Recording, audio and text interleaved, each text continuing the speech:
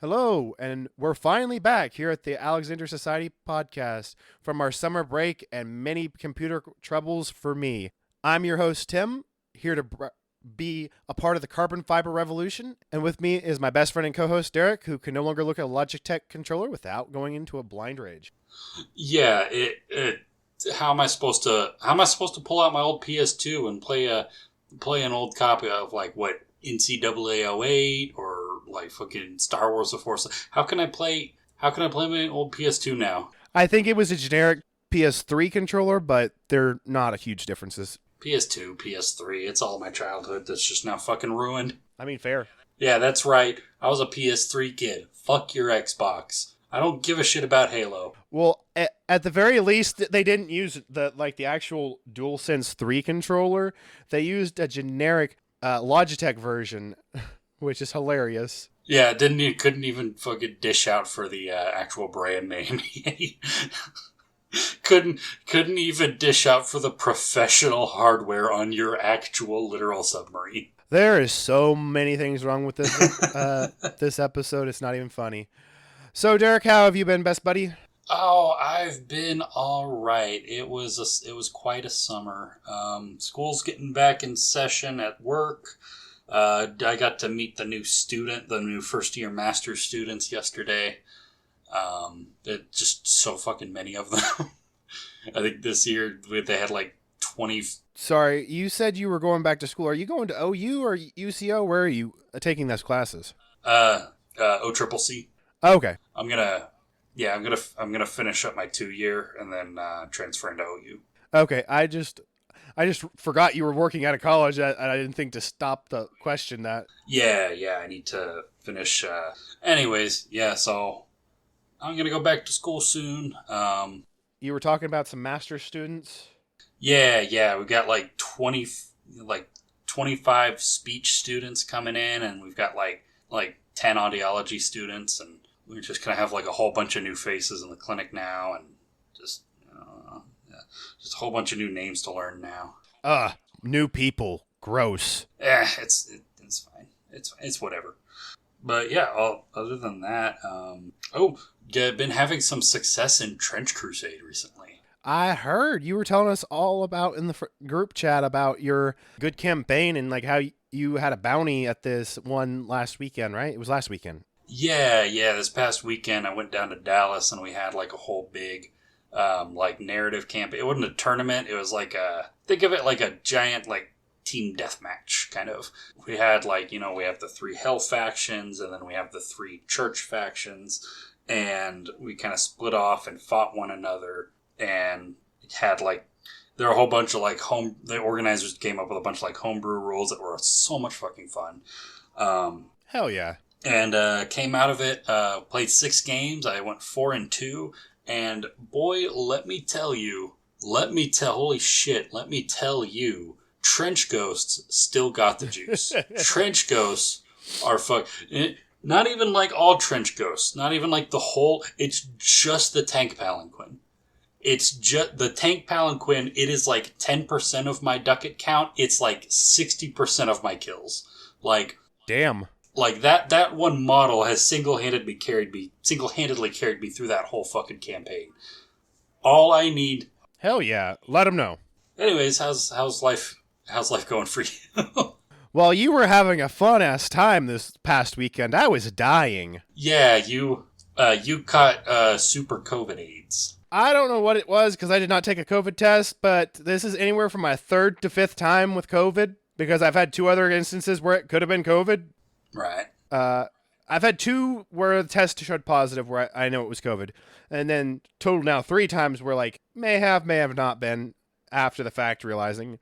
But this was if this was COVID, it's the worst I've had it since the first time. It was worse than my first time, only it was just shorter duration. I heard that the new variant that's going around also causes sore throat. I don't know if you had a sore throat, but... Well, the first time I had it was a sore throat. So I'm leaning towards it was probably COVID, even though I didn't take the test, because it started out almost the exact same the first time I caught COVID. I just started as a small sore throat and a little bit of a cough over the first day, and this gradually got worse the next day. And then it got to the point where I went home. So you know when someone's really sick and they like have too much like cough medicine and they're like in like a fugue state? Right. Yeah, I know. That was me before any medicine on my way home from work early on Friday. Oh, no, that's not good. So, Derek, what are you drinking tonight? Oh, what am I drinking? I'm drinking some selections from my good friend Tim. To start off for my beer, we got ourselves Welltown Brewing in Tulsa. This is Berry Bliss, which is a blackberry sour ale, 5.4% ABV. And on the label, it says made with real fruit, and I fucking believe them. It was really good. I loved it. I believe them because holy shit, holy God, this is a really good sour. This is a fantastic sour. I really enjoy this. I would 100% just grab this from the store and drink it casually. This is a good beer. This is it. It tastes sour, and it's sour in the way that it's supposed to taste sour because it's blackberries. It has that like not the same thing. I'm not a big fan of like blackberries, so I've never actually had one. But it's sour in the way that it's still sweet like a Granny Smith. Yeah. It's got that good sweet edge to it, like a real fruit. But it's got the sourness that, and then it still has the wheat that's coming through. The wheat is still really prominent, and I really like that because it complements the bitterness on the blackberry really well. And it's just like, it's what I imagine like a pastry flavored sour is supposed to taste like. And it's really good. It's both the same and different. It's like that peach cobbler sour that we were hooked on. It embodies what we want it to do. Yeah, and for my shots, I got some more of that Texas God damn it. God, I'm going to need a speech therapist after this shit. I've got some more of that Texan excellence. Deep Eddy. This time it is the orange vodka. And I'm very excited. I haven't tried any yet. It's 35%. But it's Deep Eddy and it's a fruit-flavored vodka. It's going to be fucking good. It's going to be pretty good. Okay, I'm calling that shot right now. Call me Babe Ruth. I'm calling it now. Okay. So tonight, I thought this was actually a beer that I got. So this beer is called Summer Sue. After you remember the T-Rex Sue? I'm assuming it's named after her because it's got a T-Rex in it. So I would imagine that was the... Oh, okay. Okay, that makes more sense. Yeah, I know what you're talking about. You didn't understand that at all. I thought it was from... I think the brewery was Great Divide. It was one of the places I got a sour, and I think it was the DIA episode, Denver International Airport, when I drank that one. It was I can't remember what flavor sour, but it was a decent sour. So I was like, I want to go back to them. It wasn't the same brand. This is Toppling Goliath Brewing Co. Toppling Goliath Brewing Co. Is the name of the brewery. I'm trying to see where they're from. Oh, what state's IA? Iowa. It's from Iowa. Decorah, Iowa? How do you spell that? Decorah. Oh, yeah, I guess that's Decorah. Never heard of it. That was the best guess I could have had, to be perfectly honest. And then I'm having a little bit of a visit from our friends at Absolute. They've got, it's like Svetka. It's a safe vodka brand that does flavored, in my opinion. They do just a better than like acceptable. It's just like a notch or two above acceptable, you know? And I've got Absolute Raspberry. It's 38%. Oh yeah, and then my beer is let me find that. 5.2% on the beer. Excellent. Well, I am very excited for our drink selection tonight. I am too. So, Derek, we're going to have one rule this week. Did you see what I told you the rule was earlier, or do you want me to repeat it? Yeah, so this is just going to be a general, anytime safeties. General vibes episode. Yeah, anytime we get the vibe that safety's kind of going out the window, I'm gonna make an audible, and we're gonna be either sipping or what are we gonna do? We're going to take a shot. Shot. Prost. Cheers. I apologize now on the back end after its editing audience. If there's a lot of sniffling and I cannot cut that out as much as I normally do, I apologize. I've still got congestion from almost dying last weekend. Don't apologize. Tell the audience that they're a bunch of hogs and they should be happy with whatever slop we give them. Both of our families listen to this shit, brother. Hogs, all of them. Okay, I'm keeping that in now. Good. Make sure they know. So today we're talking about the infamous thing that blew up the internet back in, 2 years ago in June, OceanGate, the implosion. God, it really... Yeah, it really was 2 years ago. And they even had the decency to just call it Gate ahead of time, so we didn't have to bother throwing the gate on there. You want to know how many years in advance they added the gate to that, Derek? Oh, how old would this be? I don't know, like a decade? 10 years? This company was opened in 2009. 2009. It was 16 years. It's 16 years old. Jesus Christ. I was 11 years old. This company, if it were a person, could get a driver's permit. I was 11 years old. That's crazy. How did it go so long? How did it go so long without something happening? So what? They weren't doing the same shit the whole time. So it originally started out as Stockton Rush and another investor, Gomero Solin. I'm going to spell it out for you and ask you to try and do your best. It's Guillermo. Guillermo. That's what I was thinking because it sounded similar to Guillermo del Toro, but my brain couldn't get the pronunciation Guillermo right in my head. Yeah, it's Guillermo. Then S-O with 2 dots on it, H-N-L-E-I-N. Guillermo Sunyan? Your guess is better than mine. I don't know. I'd have to see it. I'd have to see that last name spelled out. He's from Argentina. Oh, yeah. Spanish first name, German last name. Rich asshole, fucking classic. You want to know what rich assholes they were? You know what OceanGate started out as? Oh, no. Tell me. It started off as a submarine rental company. Just traditional submarines being rented out. Man, rich people are so fucking stupid, dude. Rich people are so fucking stupid. It's really just... rental. Have you ever... When you go to, like, a lake or something and you rent... If you're a little uppity... You rent, like, a canoe or something, or a kayak. Do you know... You rent a jet ski. Renting a fucking submarine is like a whole different world. Not even ballpark. World. But, like, imagine when you get a rental, what bad condition it's in because it's being constantly used by people who don't care about it because they don't own it. And it's beat all to shit, and it breaks down all the time. And you want to do that with a submarine? Submarines? That is insane. That is something that only a sick mind could come up with.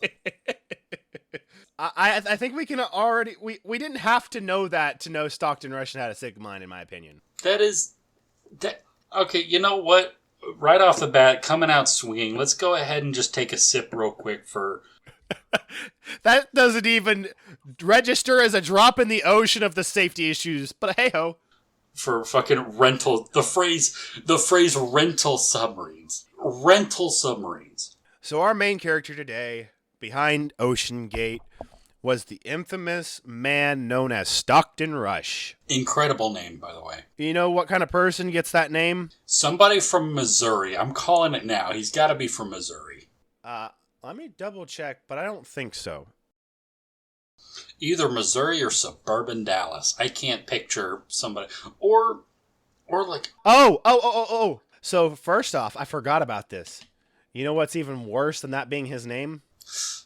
Ooh, I don't know what. His parents and their parents broke a cardinal rule from small town murder. Oh, is he a junior? He's a junior. He's Richard Stockton Rush III. Okay, the name makes more sense when it comes from, like, 1905. That makes more sense to me, actually. It's probably actually from the 1800s because he was born in 62. Okay, yeah, so like 1885. Yeah. It's Richard Stockton Rush. That's a solid name for like 1885. Where is he from?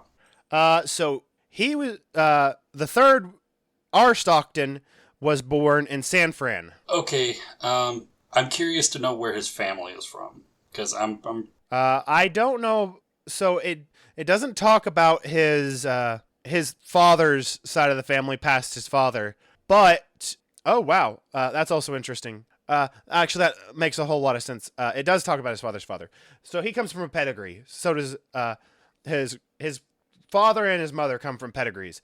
So his mother was a native of San Francisco, while his father was born in Philadelphia.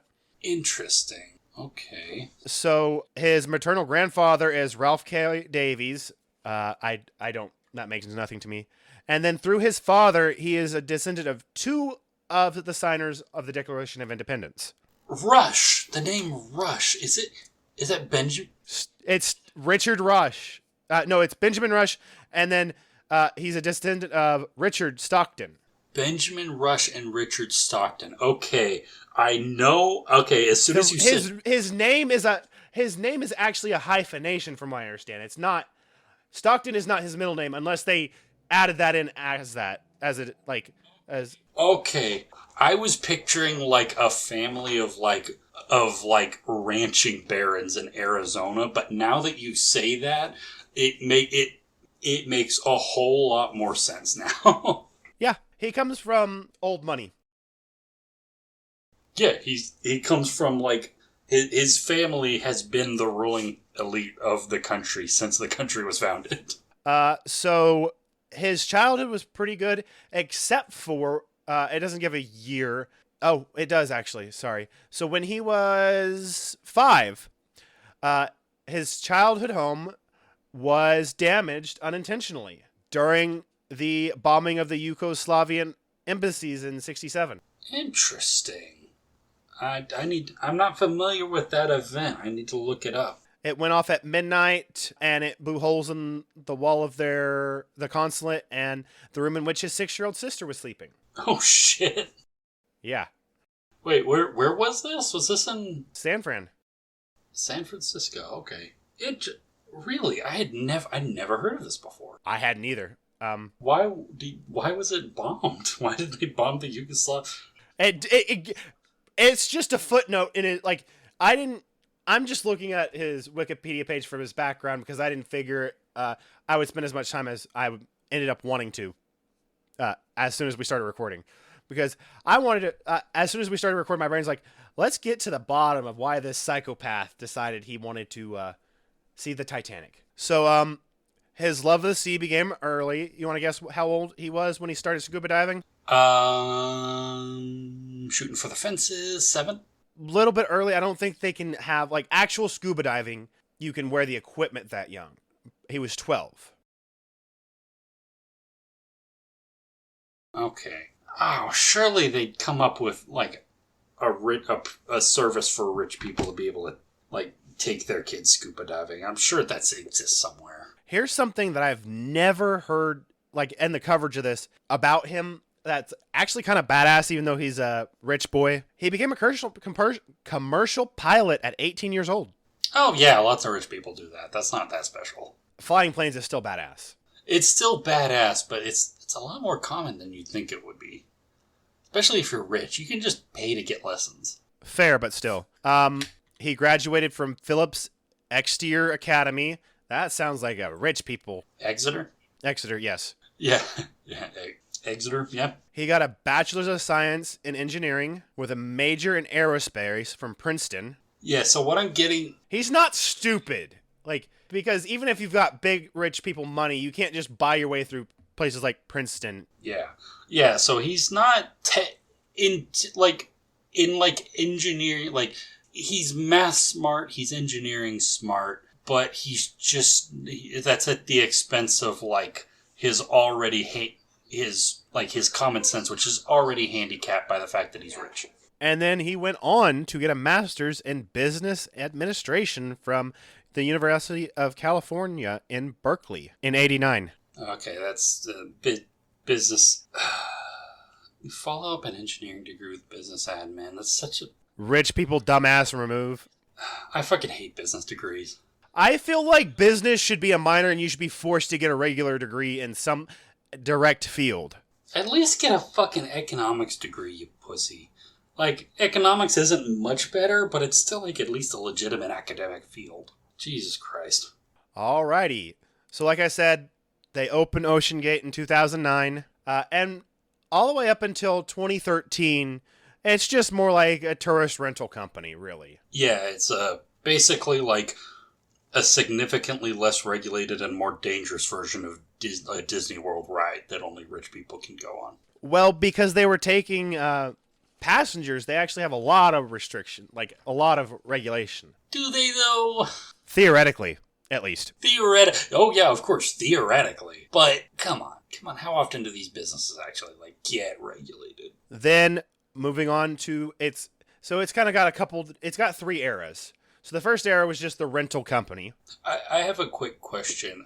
Was this guy a big James Cameron fan? Nothing that I found indicated one way or the other. However, I will tell you this. I guarantee James Cameron is not his fan.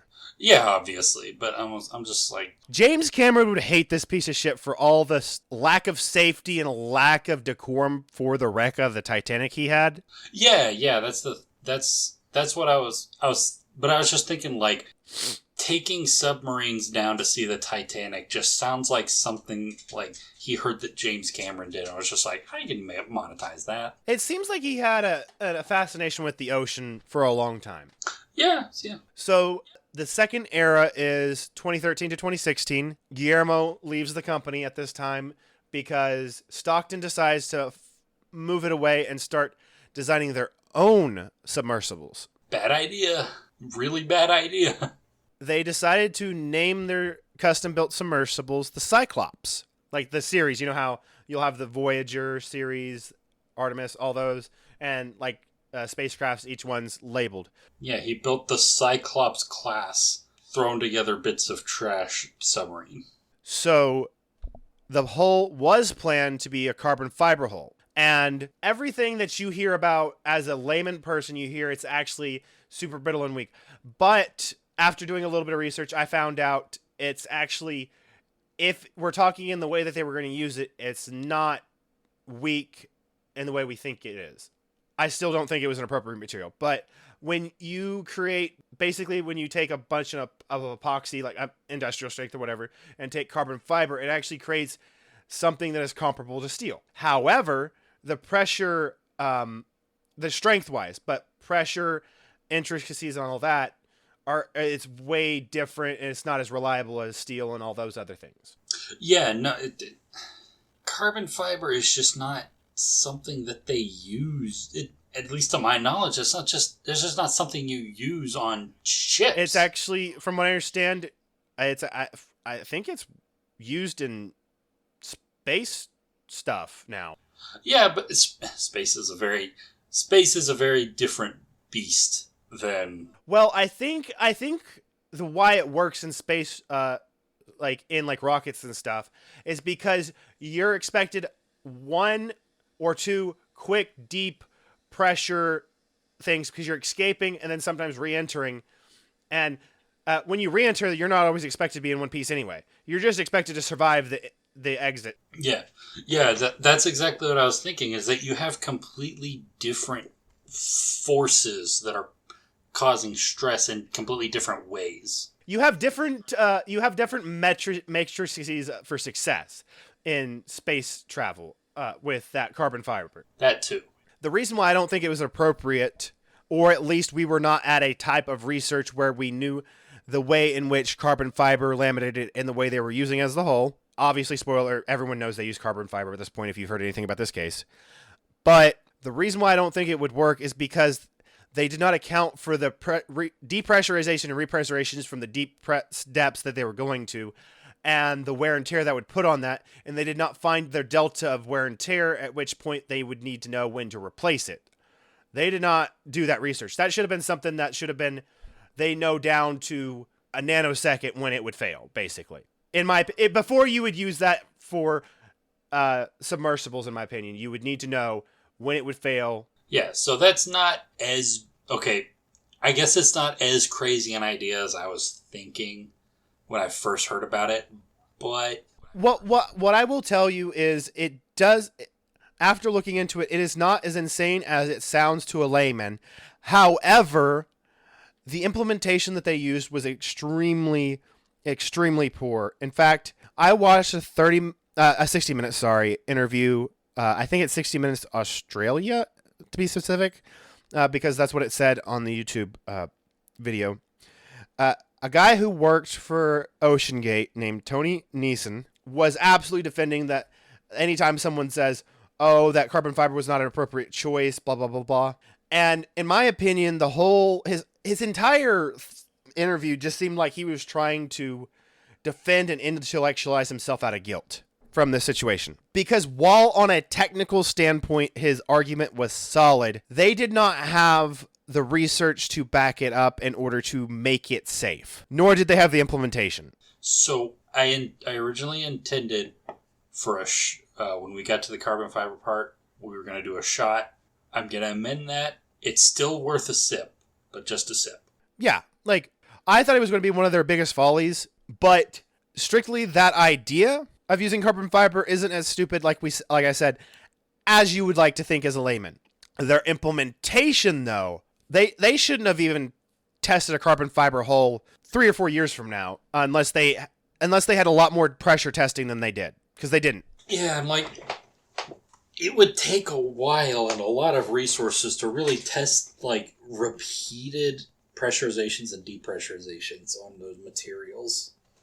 That's not something that shouldn't really be something that you can replicate in a short amount of time. It takes a bit, wouldn't it? So they had 3 years from which they were starting to try and use carbon fiber. I didn't get a whole lot of information on this, but the original Cyclops was unveiled in 2015, so it wasn't used for very long.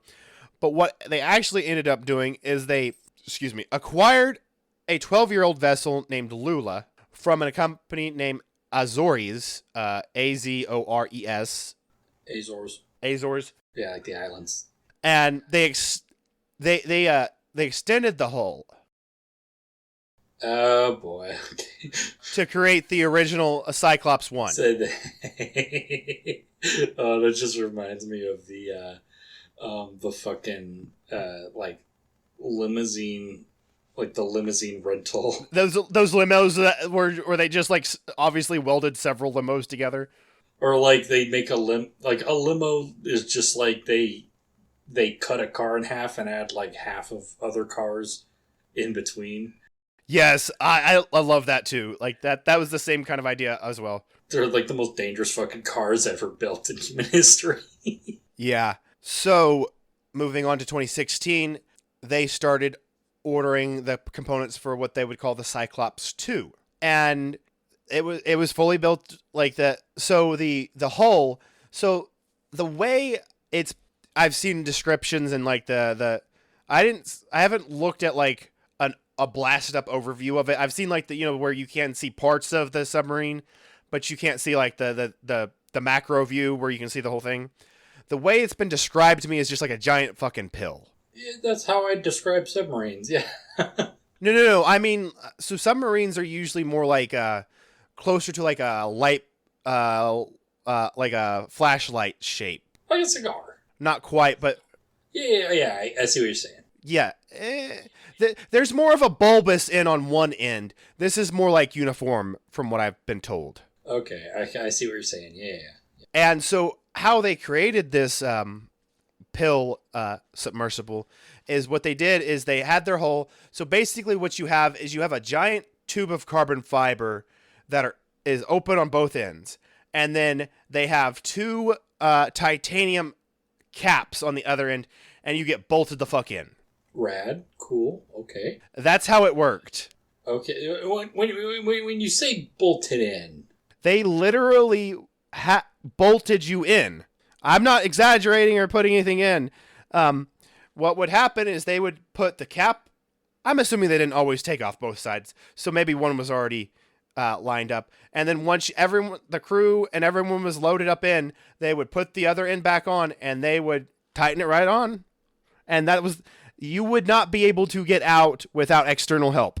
Oh, there's so much potential for that to get fucked up.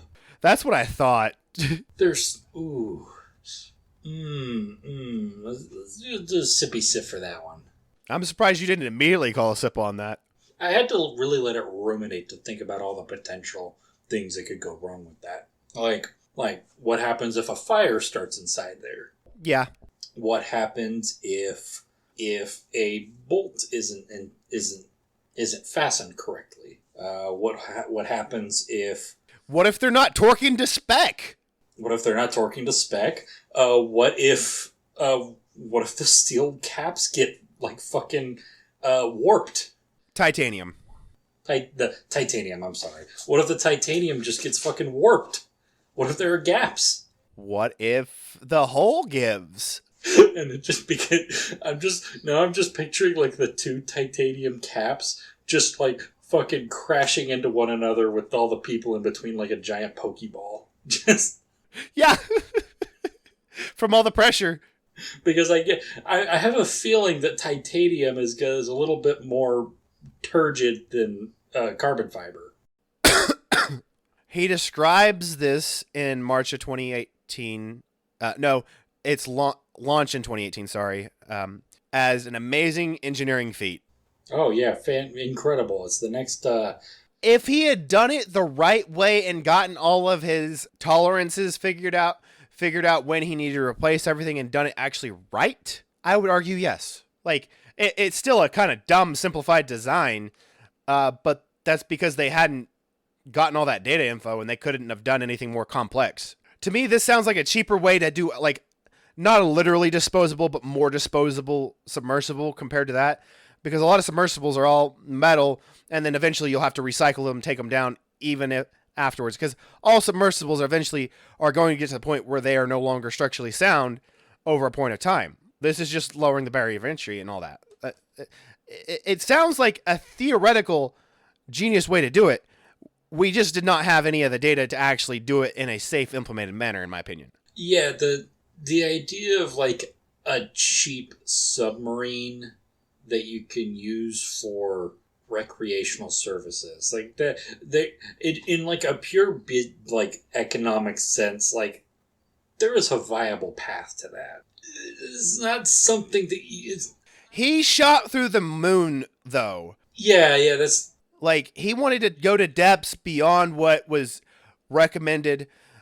So there was I've seen wishy-washy on how much how much testing was done by these three companies. So there was some consulting, and I'm guessing like material testing.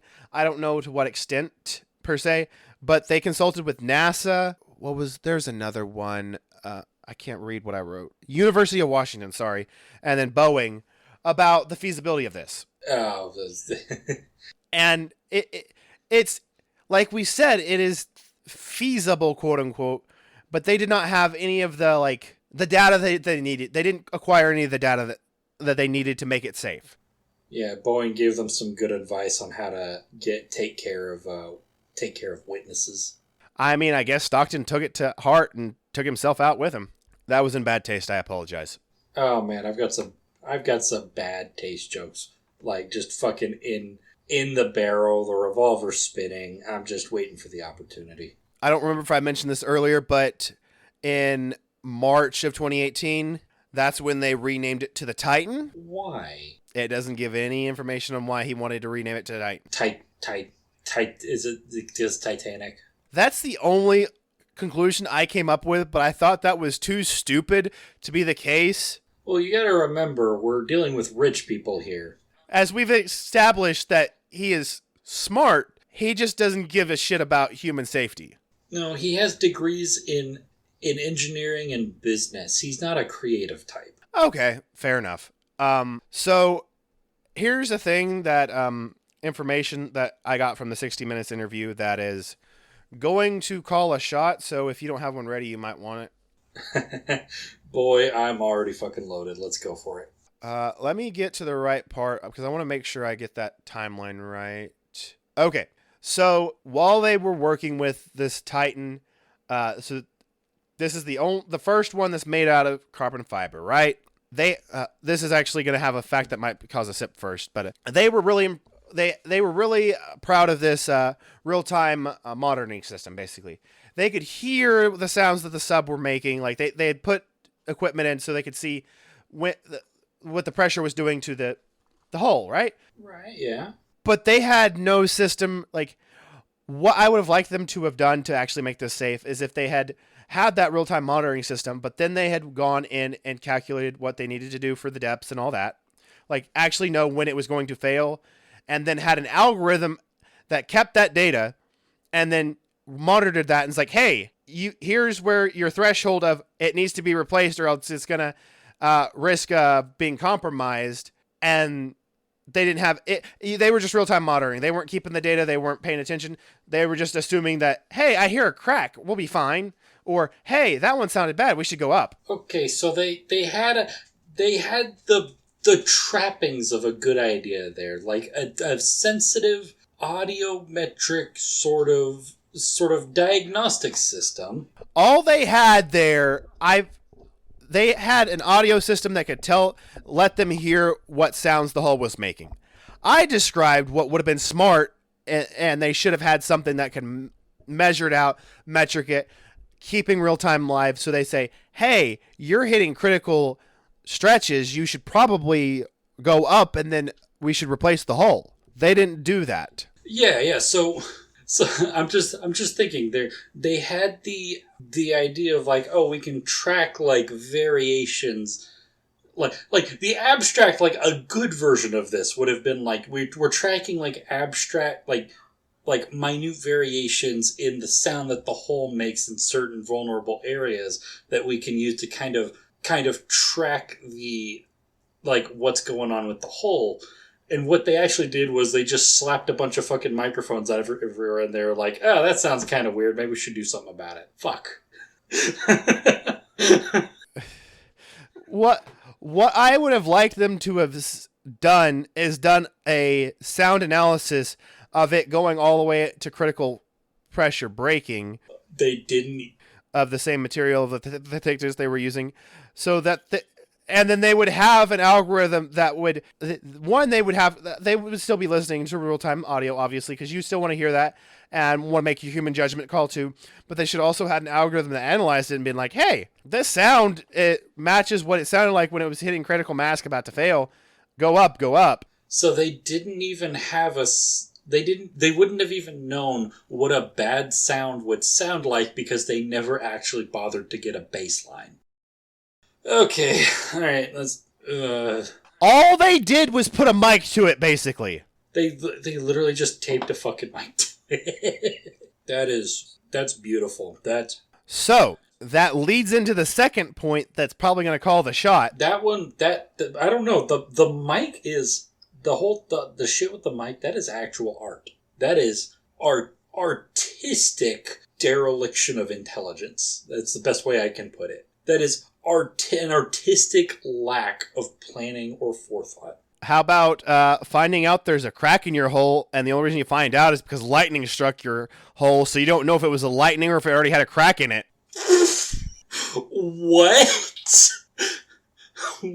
In 2021, there was a crack in the hull, and they are unable to tell if the crack was pre-existent before it got struck by lightning or not.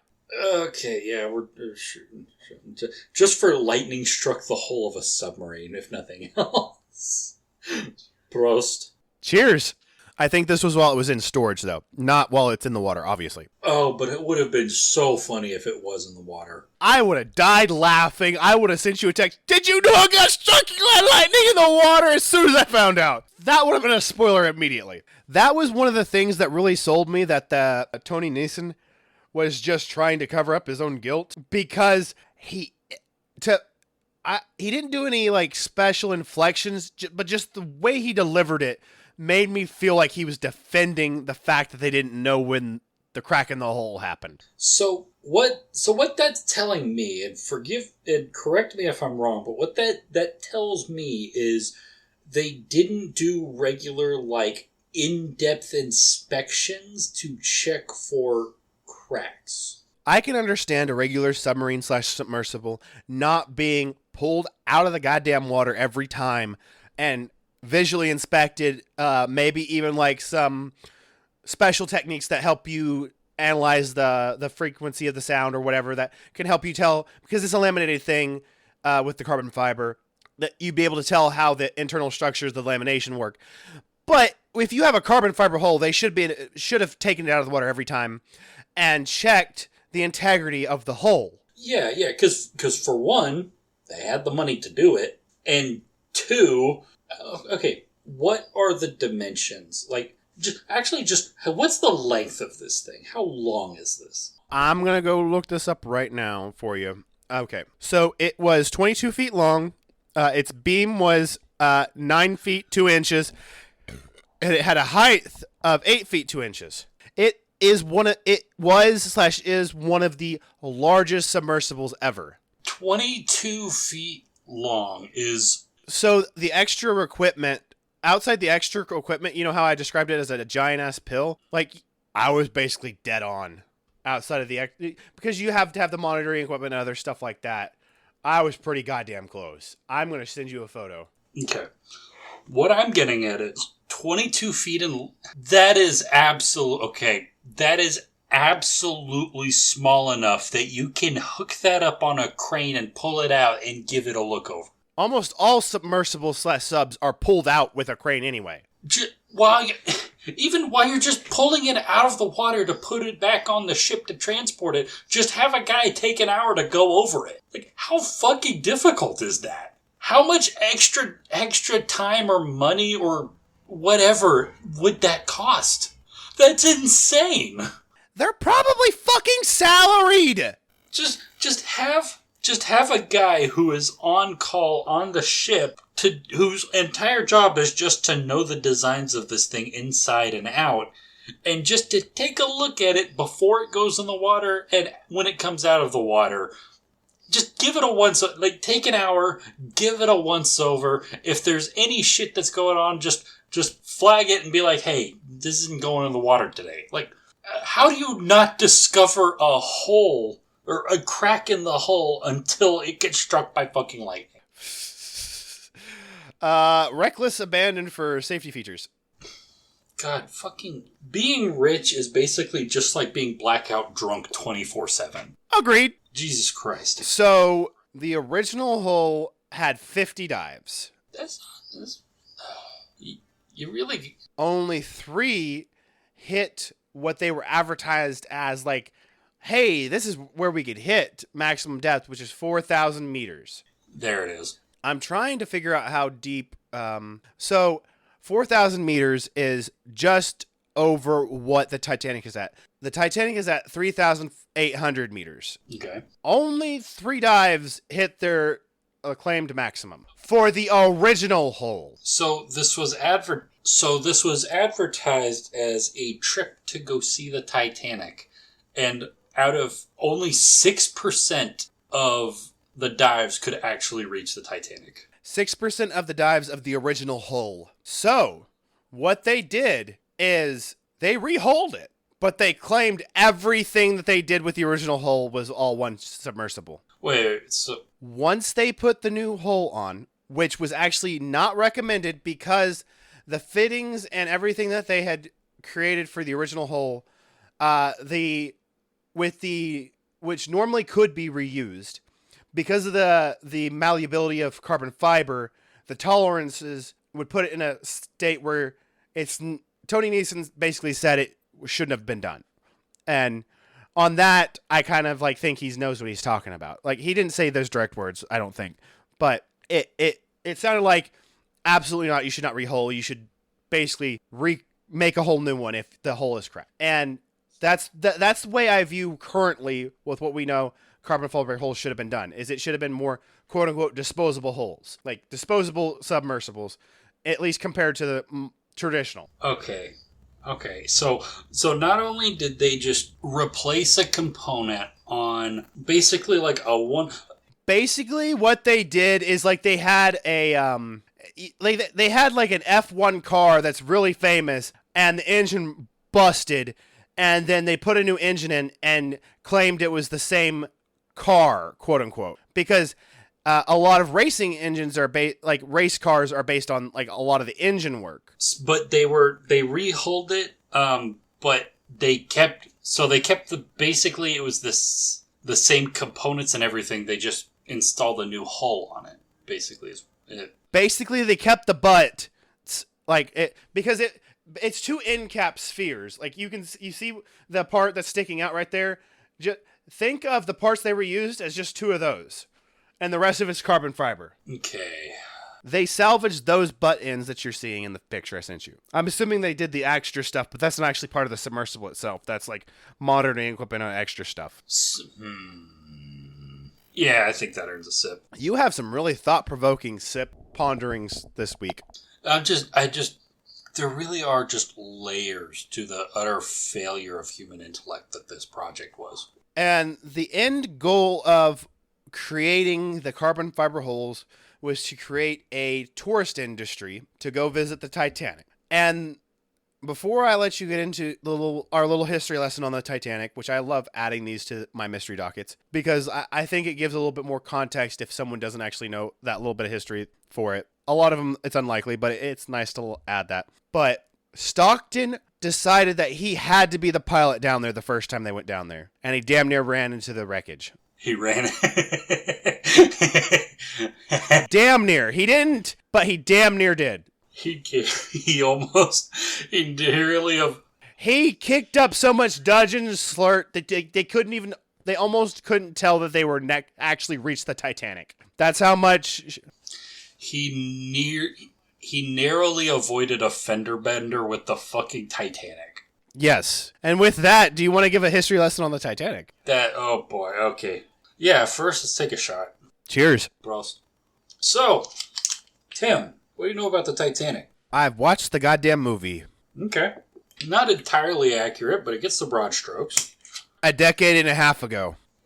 Probably missing out on some details then. So. I do remember that foggy window scene before I was a horny teen. Yeah, that Kate Winslet was... Is that her name? Is that the actress's name? Whatever her name is. I don't know. All I remember is even pre-pubescent Tim was like, oh wow, a movie has horny, like real horny aspects, like the charcoal drawing scene and the foggy car window scene. I was like, yeah, wow, they can actually do movies like this. Meanwhile, I've been seeing a lot of blood and slaughter. Like I watched a lot of rated R movies, but it was always more gory than horny when I was a kid. So it was different for younger Tim. Yeah, because horny is damaging, but to kids. But gratuitous violence, that should be.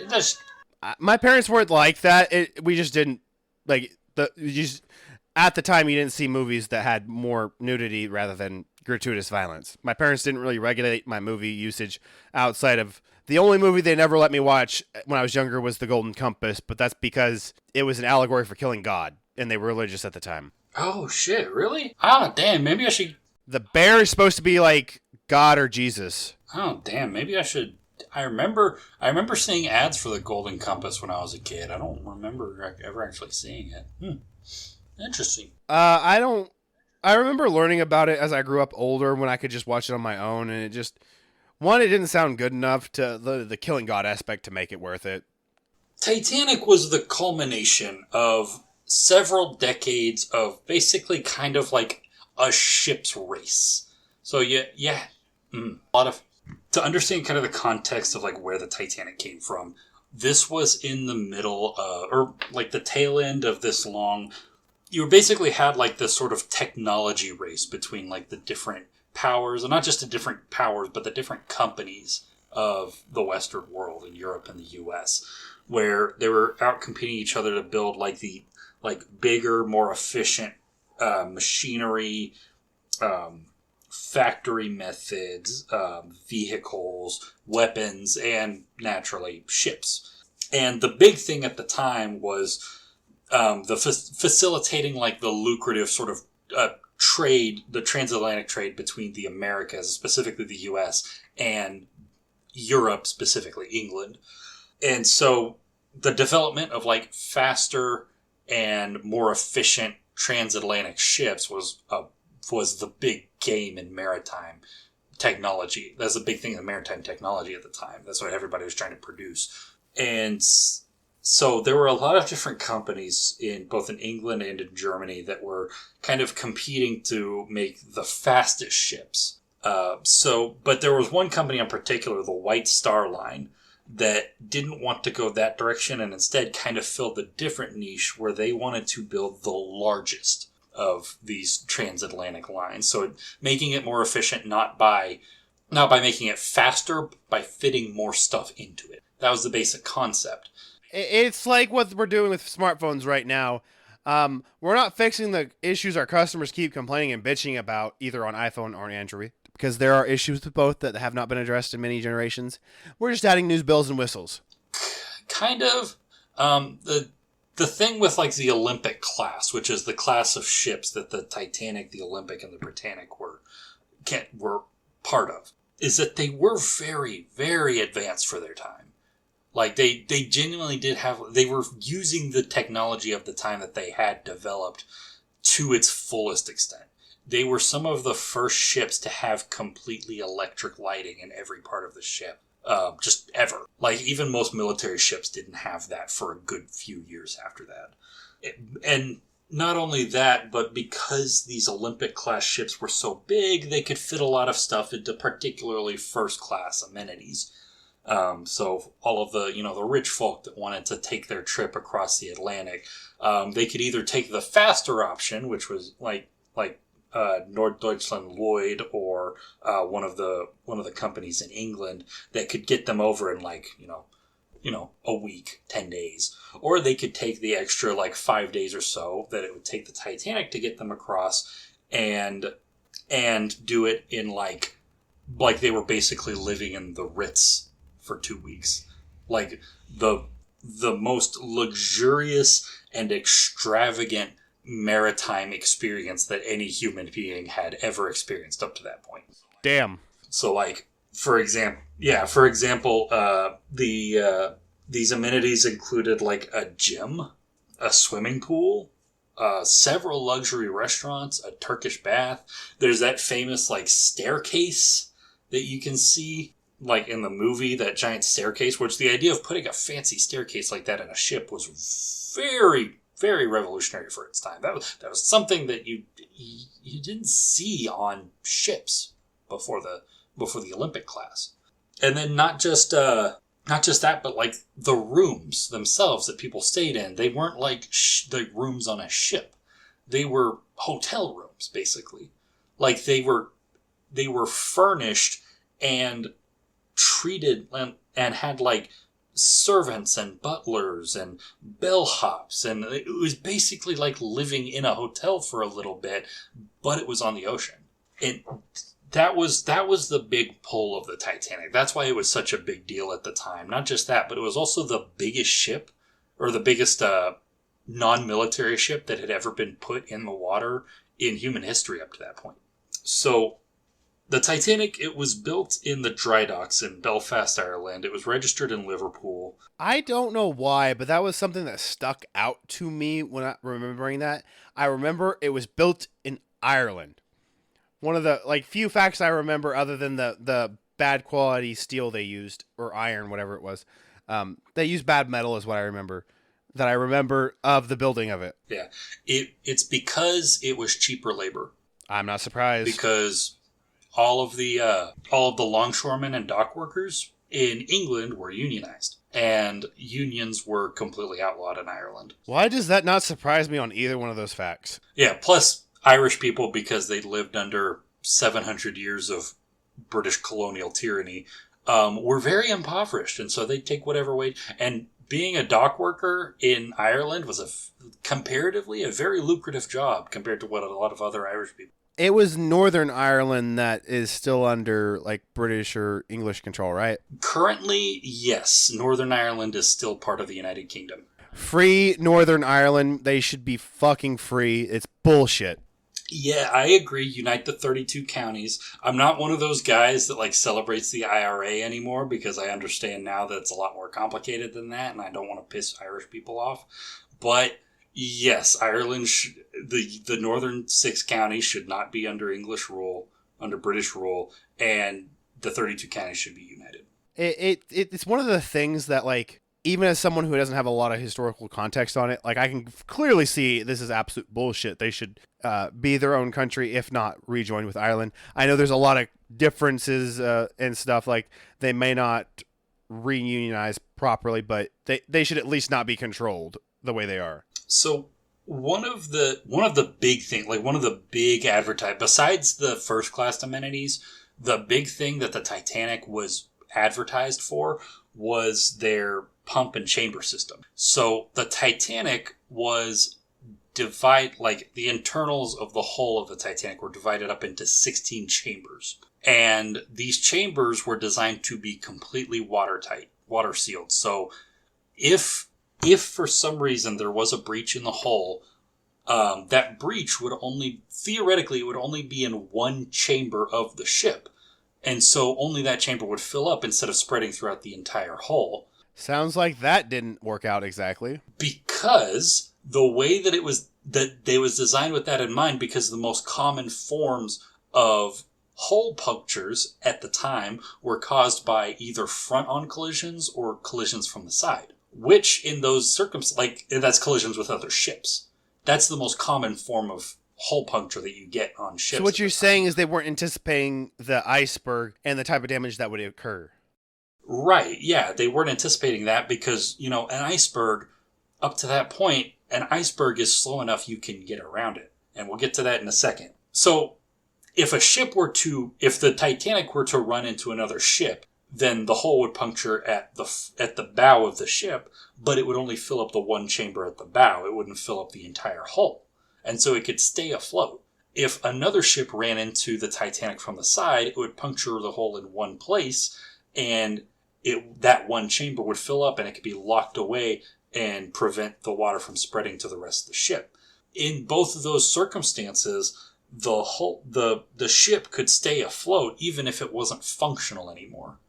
And so you wouldn't have to worry about getting all of the people off of the ship before it sank. Because in their minds, because of this design, it was unsinkable. And that's the big word that they used in the advertisement, the unsinkable Titanic. I remember that. I feel like this is probably a modern perspective. Anytime a claim like that is made, we take it with a grain of salt, and we understand, like, the impossible still does happen. Don't treat it like that. Yeah. The first time one of the guys in the board meetings for the White Star Line mentioned, what if we advertised it as unsinkable? A monkey's paw curled somewhere. I bet he had unimaginable guilt afterwards. I bet he probably died on the Titanic. Because Okay, caveat: if he was not on the Titanic and passed away with it, I bet you he had unbelievable guilt for suggesting that. Yeah.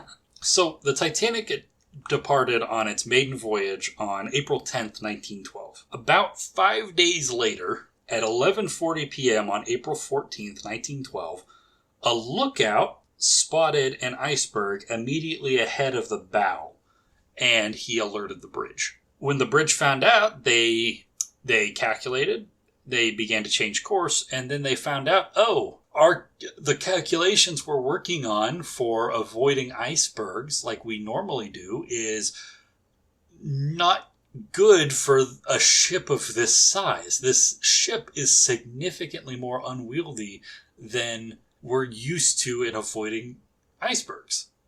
And so they immediately throw the engines in reverse and they start to change course to go around. So you're saying they did not give their crew training on that specific ship to be able to know how to maneuver that ship? They did have training on maneuvering, and they did take into account the size and the maneuvering capability, but they didn't take into account how much advance warning they would need to avoid collisions. That just wasn't something that ever came up in because the guy that was looking out, he was just eyeballing it, and it was the middle of the night. He didn't even see the iceberg until it was a few hundred yards from the ship. Ah. And so that was the main thing. They just did not have enough time, enough forewarning to be able to turn the ship in time to avoid the iceberg. And so it turned. My furry son says hello. Hello, Jeets.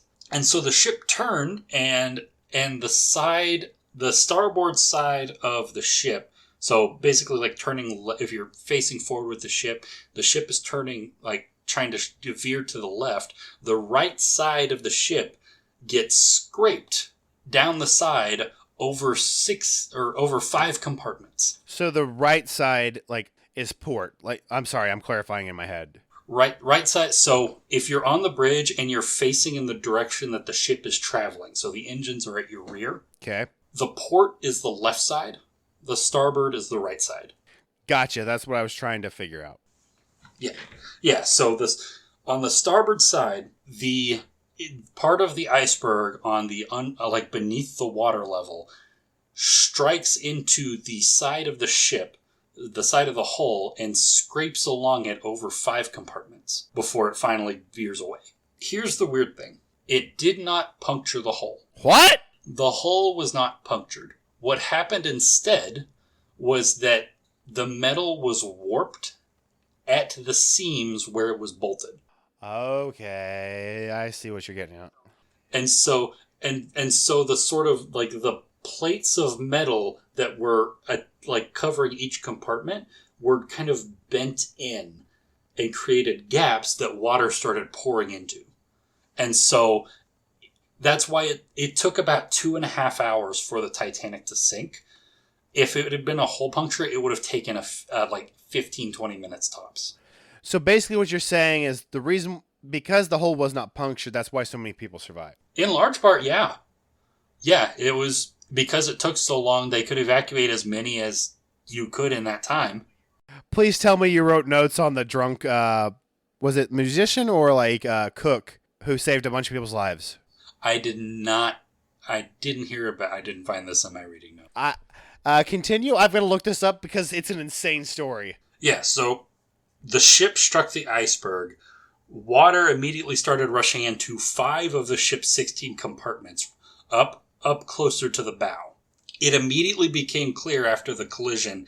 The captain, Edward John Smith, immediately noticed that the bow was starting to sink. And so he ordered an evacuation onto the lifeboats.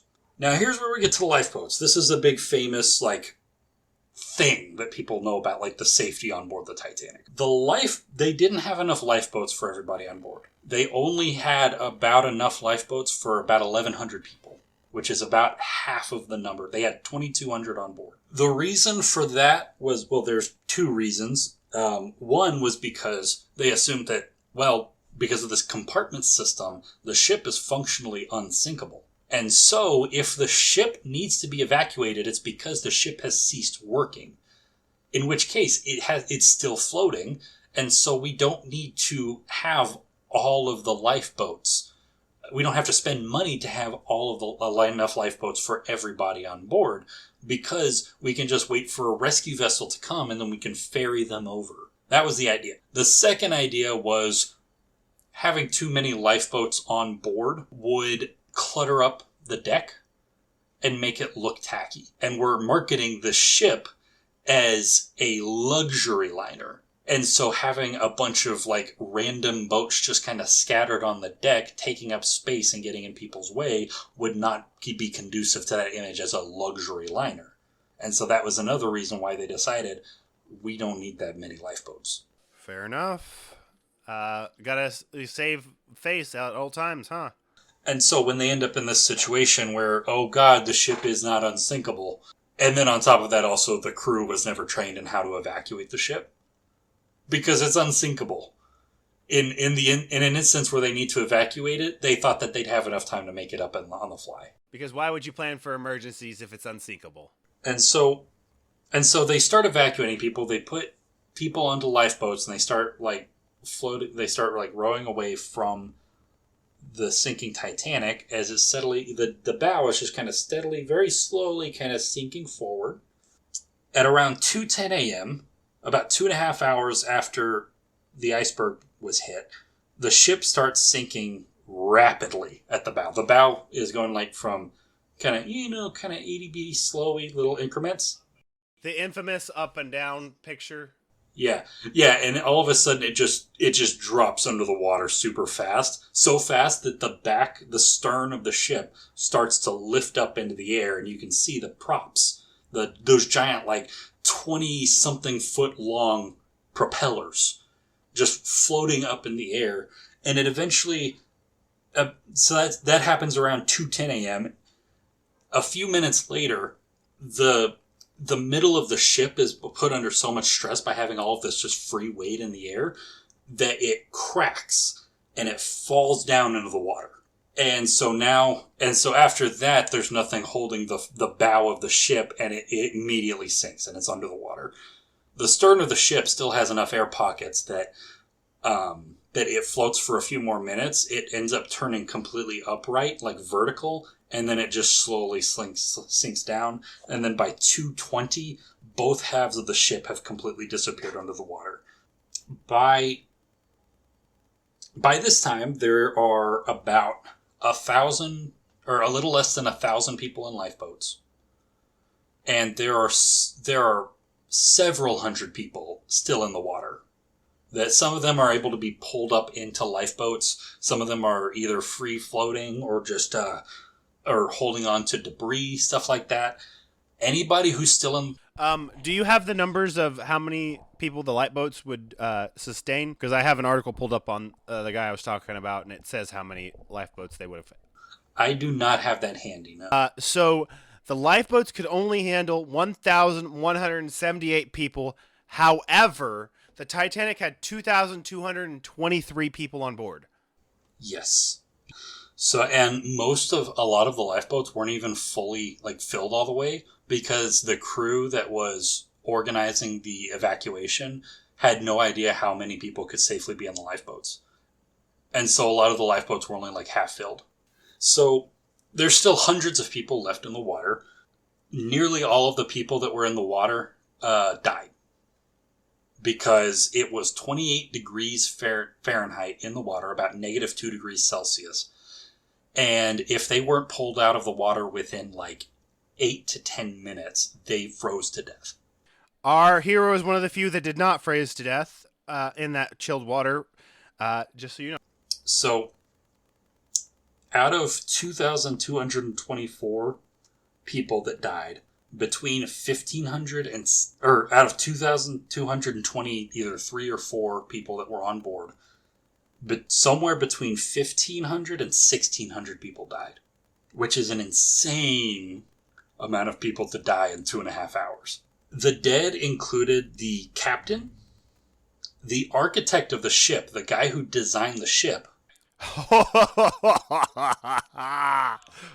the CEO of White Star Line survived on a lifeboat. That's a sad day. He shouldn't have. Not to speak ill of someone who survived a tragedy, but if anyone deserved to die on that, probably him. Yeah, probably.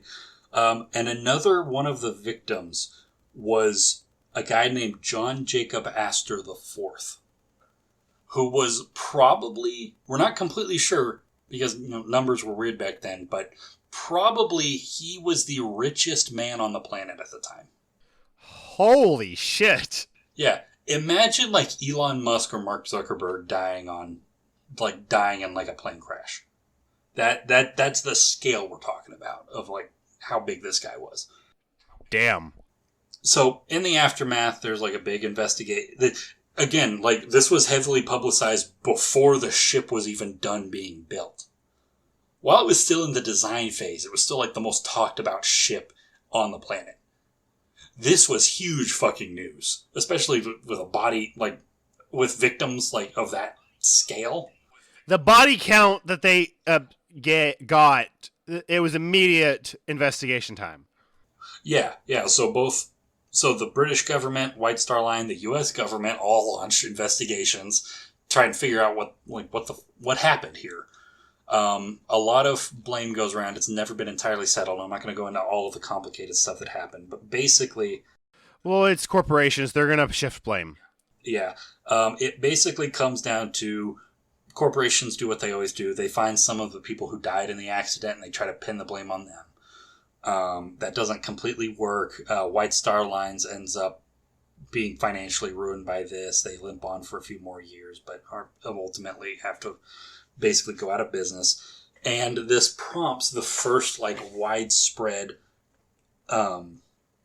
adoption of maritime safety laws. As it should. In the Western world.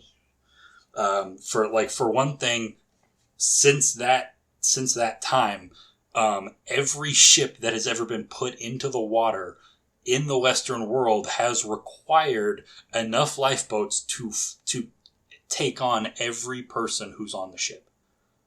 No ifs, ands, or buts, just has to. I honestly say there should be a margin of error, so it should take more than that in case injuries or whatever require extra room. But whatever. I know at least in the U.S. and the U.K., those laws have been expanded to require a margin of error like that. But basically all modern passenger safety laws in a maritime setting have their roots in this disaster. I'm not surprised. Not in the least bit. Yeah. When you're cost cutting and your lack of preparedness for in terms of safety issues on board a ship results in the richest man in the world dying, that's going to cause some shit to change. I mean, the very least his estate can sue you to high heaven. Yeah. Now, the 1,600 or so poor people, they didn't give a shit about. In the lower decks that were basically kind of left to fend for themselves, didn't even get offered evacuation. That wouldn't have caused any issues. But when the guy with the last name Astor dies in a shipwreck, shit starts to change in the maritime industry. Evidently. So how about our drunk hero? Tell me about our drunk hero. So our drunk hero, I don't know how to pronounce his last name, but his name is Charles Joughin. Joughin. Is it Joughin? Joughin? What's his nationality? It doesn't say. So he was a chef on the ship, right? And he felt the jolt of when it hit the boat close to midnight, and he woke up because he had been asleep. He wakes up. He feels the jolt, and he gets summoned. Everyone's like, "Oh shit! All hands on deck!" Whatever. And then they make the meeting, hey, shit's going down. And he leads the crew. I don't know if he was the head chef or a higher end chef. It doesn't specify in this article, and I'm summarizing a lot. I'm using aspectsofhistory.com. So if there's inaccuracies, blame that website. And they make sure that each of the lifeboats has 4 loaves of bread. So in case rescue efforts take a while, they have something to eat. And then after that is done, he knows there's not enough lifeboats. He's part of the crew. He's not getting a lifeboat out. So he drinks his ass stupid. Hell yeah. Fuck yes. That is what I would do in that situation. There's no confirmed reports on how much he drank, but some reports say it could have been as much as 2 bottles. And this sounds like it's within a quick amount of time. Oh boy. It talks about the hit being around close to midnight, and you said it started sinking going under around 2 a.m. something. So we're talking in less than 3 hours he drinks 2 bottles, possibly. I don't think I could drink 1 bottle in 3 hours. So this man is drunk. And after he's good and liquored up, he stumbles out and just starts shoving women into lifeboats to make sure they survive. Right. And then he basically there's no accountability from him shoving people off and then the actual sink till he gets rescued. But all he remembers is he got rescued in the middle of the water on a piece of wreckage, and he's not sure he went under at all. His head went under. Mm-hmm. Some people think the reason why he survived, and he survived longer than a lot of the people who hey, if you're in there long, you're gonna you're gonna die because of the temperatures. They think the reason he survived is because of how much alcohol in his system slowed his metabolic processes. Holy shit. Although normally, in an extreme situation like this might not be the case because adrenaline, other factors, whatever, it increases your susceptibility to hypothermia. Although this motherfucker drank 2 bottles in less than maybe 3 hours, possibly. This guy might be in the running for like our next like podcast mascot after Peter the Hermit. Yeah. Yeah, like this man's like, "Hey, I got to make sure that if people get off and they're not rescued, they're going to survive with some bread. Oh, I'm not going to get to be on one of the lifeboats. Fuck it. Let me get drunk. Okay, I'm drunk as shit. They're not going fast enough. I got to make sure people survive." Starts throwing women onto the lifeboats. Physically throwing like footballs. I think it was pushing, but still, whatever. Yeah, let's take a shot for Charles Jugan. I'm gonna say Jugan because cheers to the drunk hero. Prost. I think it's Jugan because he was British American. So. Oh, did you look him up? Yeah, and he was the chief baker of the Titanic. That makes sense. I knew he was in the culinary staff, and like again, I didn't read the entire article. I just like yeah. He wasn't our topic. He was just relevant. Well, he's just someone I vaguely remembered, and since you didn't know about him, I was like, oh, I've got to tell Derek this story because it's an amazing little story on the Titanic. No, that's a fantastic story. I'm glad he survived. He died in 1956. I'm kind of glad that kind of legend survived. He'd still be a legend if he didn't survive, but still. Yeah, he was 78. That's crazy. That's insane. Good for him. Yeah. Oh, he was from New Jersey. Never mind. That's kind of the behavior I expected at New Jerseyans, though. What, heroism? No, I wouldn't have. When's the last time... Getting drunk as fuck and shoving women? That's fair. That's fair. You brought me around. That is a very New Jersey thing to do. Just because he channeled it for good does not mean it's not Jersey as fuck. That's completely fair. You brought me around. Finally, we found a good New Jerseyan. Another safety issue they ignored that something that they just should have paid attention to. The viewport that they used. Oh, God. Was not rated for the depths they were going for. Are you kidding me? No. So it was only rated for 650 meters. 2,130 feet. It's not even a tenth of the depths they were going to. That is so bad. Oh my God, that is crazy. I didn't even realize the rated... Oh God, it has to be another shot.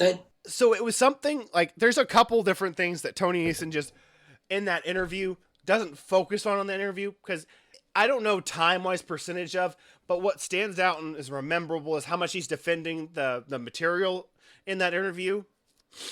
But he mentions that, and I'm like, well, okay, but how bad is it? And I was scrolling through the Wikipedia as I was getting done with our drunken hero, and I see that, and I'm like, holy fuck, that was worse than I thought it was.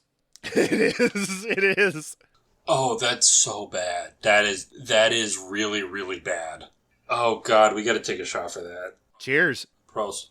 Okay, so you remember that thing that happened with Theranos, where like anytime someone like kind of questioned management, like said, "Hey, I don't know if we're doing this the best way," people just kind of got the boot. That's been happening in the background that I just didn't keep a timeline of. Utterly unsurprising. Specifically, Tony Neeson was one of them. Then there's a guy named Tony Lockridge. No, not Tony, sorry. I don't know why I got Tony. David Lockridge. He ended up being a whistleblower because he put together like a safety concern document and was like, hey, here, I think we need to address these problems.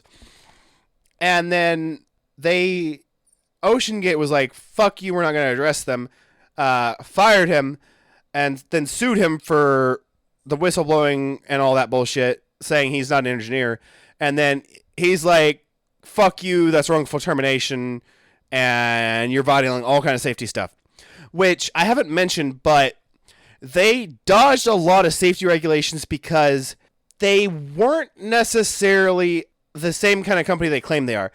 They claimed anyone who was paying for their trips down under to visit the Titanic, once they were actually able to do that, even after they rearrange the hull. Replace the hull. Sorry, were part of the crew, and they were claiming they were employees when they went down. Yeah, they just kind of shuffle it around. And that's how they were dodging regulations. They were also diving and like doing it in a way that technically they were governed by international waters law. So how did... I didn't get a lot of the legal technical terms of how they dodged it, because out of all the safety concerns, I felt like obviously companies avoiding regulation is just kind of par for the course. I didn't look into it. From what I understand, the way they did it is they did not transport the people who were paying for the tours down to the Titanic, because they did a handful of tours down to the Titanic before the implosion. Basically, it was up to you to get there at all, and then they counted you as part of the mission crew, so you were given brief training on how to do parts of, I'm guessing, non-essential stuff when you're down there. This is just, utterly unsurprising, but still very bizarre. It sounds like something that would not have held up to a lawsuit, which I'm surprised there isn't any pending lawsuits on this. Oh, no, absolutely not. Because I haven't heard about any lawsuits. There might be. It's just not in the media. Is there anything to sue anymore? On paper, they are still an operating business. However, the current CEO has suspended business operations. They are still a legal business, from what I understand, but they are not doing anything. That is very strange that there are no pending lawsuits. I'm assuming that there is a lot of back-end paperwork, and maybe there are lawsuits and or insurance investigations and other stuff that they have to take care of. From what I understand, there are no intentions to continue operations ever again. And for all intents and purposes, the business is closed, but the legal entity of the business is still operational for, I'm assuming, purposes of the investigation or other stuff, after the fact stuff. That's the only reason I can assume that it is still a legal entity.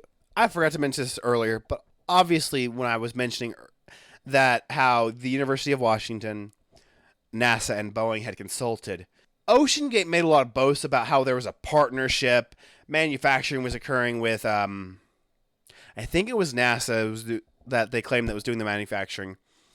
All of them basically came out and said, we're not really engaged in a partnership or anything. It very clearly, after the fact, was shown it was more like a consulting, hey, what's the feasibility of this? You know how consulting in the business world is more like, hey, is this possible? What's your professional opinion kind of thing, right? It very clearly was more of that kind of thing. But once they started making claims, and I think this was before the implosion, they were distancing themselves from this. They realized that this was a disaster waiting to happen.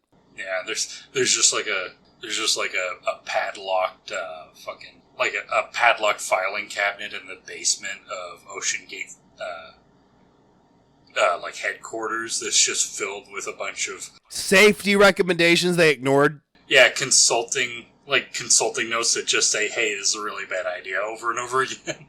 So, moving on to the actual implosion. And for this part, I'm going to kind of just read out the timeline from Britannica.com. They've got this nice little timeline from June 18th, 2023. So at 8:55 a.m., the Titan is launched. I'd argue this is technically the Titan II because we talked about it. They rehold it.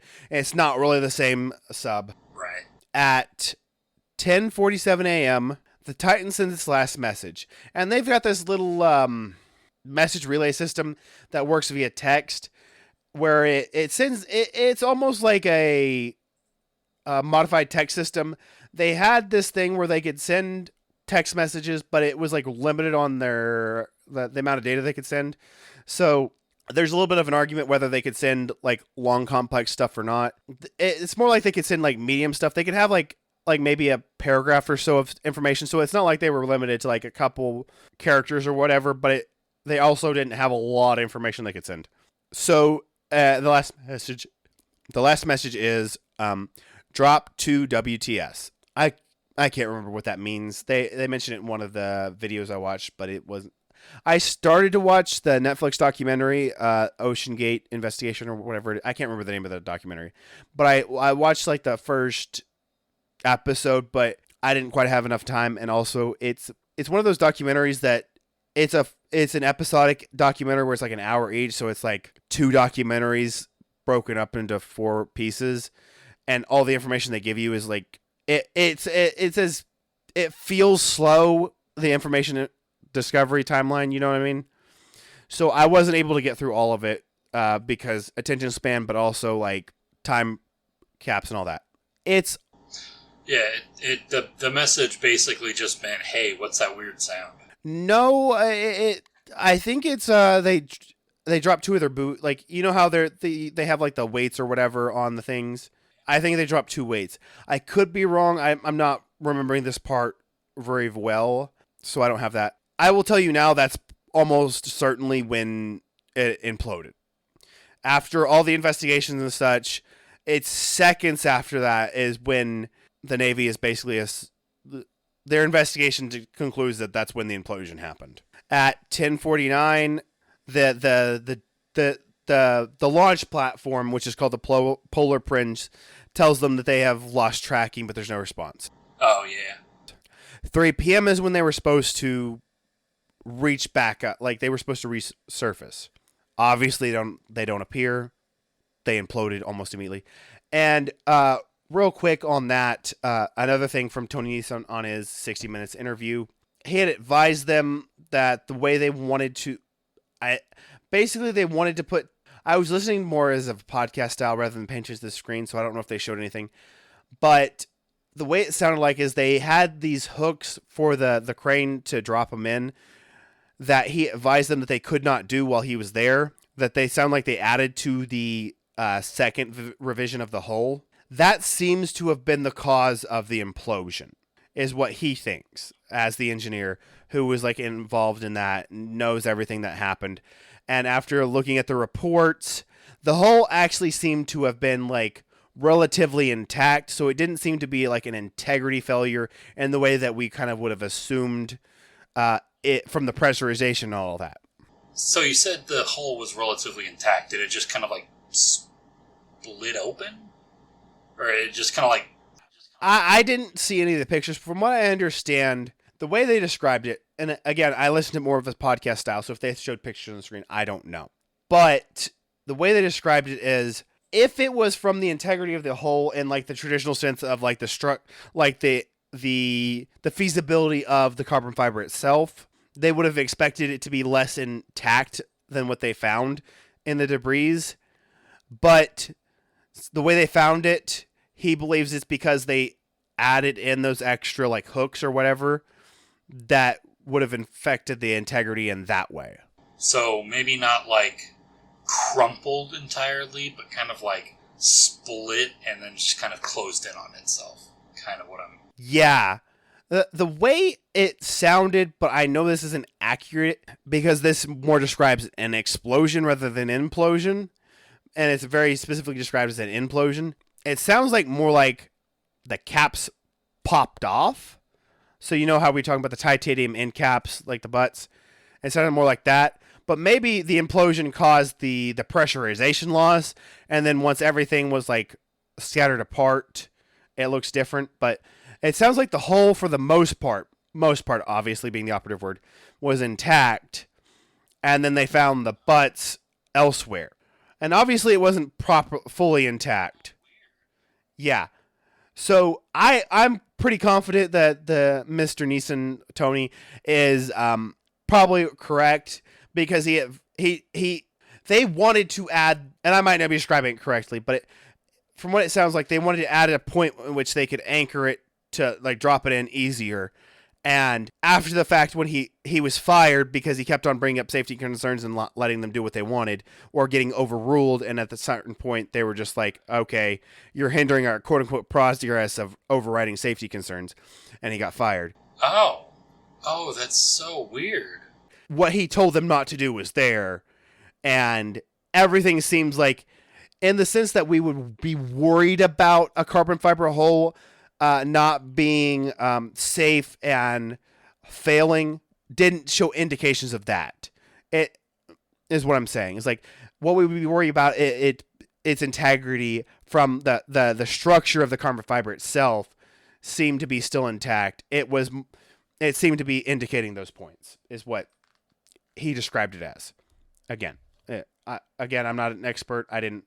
I watched it more as a podcast. From there I don't know why they waited this long. I would have given them maybe an hour or two, but at 7:10 p.m. the Coast Guard is finally notified. A whole 4 hours and 10 minutes later, past the scheduled resurface time. How long was it usually between receiving messages? The messages seemed to not be instant, but it was within a minute of sending the messages they usually got a response. Like, I don't have that data. No, but like, how long between like when they would send messages? Okay, because I'm thinking like if they sent one like even like I don't know, like every 10 minutes, like you just send them an update. From what I understand is, updates didn't seem to be like losing contact where you could be mistaken, like, oh, whatever. The only other time that's comparable to this is during I think it was let me look at my notes. Okay, so this would have been with the second hull, but it was early second hull because it was mid second hull maybe. No, that's not the right one. Hold on, where's that note? It was there. There was a snafu with in 2022 where part of the dive where they had the customers, because they were customers, they weren't crew, but the legal technicalities that they try to avoid. They actually got stuck on the bottom of the seafloor due to it didn't describe the technicalities, but they couldn't resurface properly. And there's a lot of buoys and stuff like that. I'm assuming it was an issue with that, not necessarily anything with the integrity of the actual submersible itself. So the next day, the search begins, obviously. The day after that, on the 20th, sonar detects a banging noise in the search area, but we've later determined that was just natural ocean sounds. Let me look at this real quick because I can't remember the time. So, because remember when it first came out, there was a timeline, right? Because they only had so much air. I can't remember the air. I'm trying to look up how much air. I think it was 96, but let me find the thing where it says that. I'm pretty sure it was in the 90s. 96 is what I'm thinking. 96 hours of air. Because, again, there was a timer on how long they could have lasted. Because at the time, we did not know it had imploded almost immediately. So we thought they were still down there, that it was just lost contact. We were going to be able to find it and bring them up, right? But, and in fact, the Navy almost knew immediately, which was kind of fucked that they didn't tell us that. Right, yeah. That it had imploded. But we're racing against the clock as a public to, like, oh, hopefully they'll find it. And I know memes started immediately. And genuinely, fuck the rich. But, like, I don't wish them to die in this manner if they're gonna... There's no moral lesson. They don't have a chance to be redeemed. Like, even... like, eat the rich mentality, I think you should have a chance to grow as a human being. I don't believe you should just immediately throw someone away, even if they're like that kind of echelon of person. Yeah, and I'm not seeing this as a situation like this as like, oh, they deserved it, and more of like, oh, this is the shit that happens to you when you're rich. Like, this is the shit you do to yourself because it's a deeply I don't feel bad for you, but I'm not happy you died per se, kind of thing.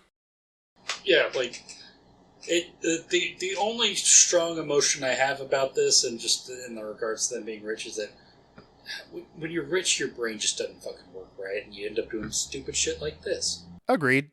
So then on June 22nd, weird that there's a time on this, but there's a time. It's at 11:48 a.m. Announces that they found the debris field, which was 160, 1,600 feet away from the Titanic's bow. So 500 meters is what it says. And that's when they announced there was an implosion. On the 23rd, the Coast Guard convenes an investigation panel.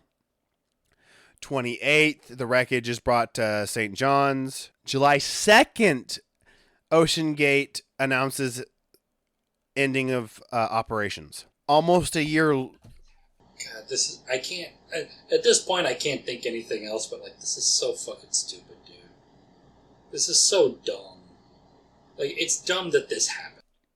Oh, yeah, this was absolutely rich people ego / lack of thinking the rules apply to me, even though a lot of rules are just safety features, and that's why, as much as I like the idea of being a libertarian, the market would never truly regulate itself. It's a classic example of why laissez-faire does not fucking work. Yeah, this is what happens when we let the market, like, do its thing. Is you get a bunch of rich people. Yeah, it just results in we have a system where, like, billions of people around the world are ground into, like, a fine ground in, like, fucking meat under the weight of just a giant globalized economy, in order for rich people to be able to afford to kill themselves in imploding submarines made of scraps. Almost a year. Yeah, agreed. Sorry. I felt like we would get on a soapbox if we just kept on with that, so I was trying to move us along. Almost a year later, on June 10th of 24, the investigation board, the Marine Board of Investigation, announces that an alleged transcript of the quote-unquote final moments of the Titan was fake. And from what I understand about the communication system they had on board, there's no way they would have had this kind of transcript. Yeah. Right, yeah. They were piloting the thing with a fucking PlayStation controller. Funny story. I can give you the exact model of controller that was used. Hold on. Where is it? Okay, there it is. It was a Logitech F710 game controller. Ooh, hold on. Let's let Derek look that up and see his judgment on how shitty that controller looks. It is the epitome of third-party controller ugly. God, it's so fucking ugly. Is it not? That looks like the ugliest third-party DualShock 3 controller. God, it just looks like a fucking PlayStation 3 controller with dwarfism. It looks like someone in corporate America got a briefing on what cool was at the time and was like, yeah, I can take this DualShock 3 and make it cool, and just miss the bar by leaps and bounds. Oh, you're looking at the reviews. I didn't look at that. Oh god, hold on. I want to look at the negative reviews on it real quick. Hold on. No instructions on how to install driver. Well, I would assume that it was one of like a plug and play mouse controller drivers where it auto downloads, but I could have been wrong. Jesus. Controllers. They still sell it for $40 on Logitech's website. Holy shit! I would have took that down immediately. Yeah, they do. I still wouldn't sell a product that was associated with that. Well, it's not their fault. It seems like all the reviews are pre-implosion. I like how all of the reviews are from like 2 or 3 years ago. Have you ever needed to build a submarine that fast? Actually, from what I understand, it wasn't a fact of like speed or factor. This was actually something that was engineered by NASA. Originally, they, in order to save on like control monitoring and instead of being able to have to like, you know how each device is like takes a lot of like engineering and like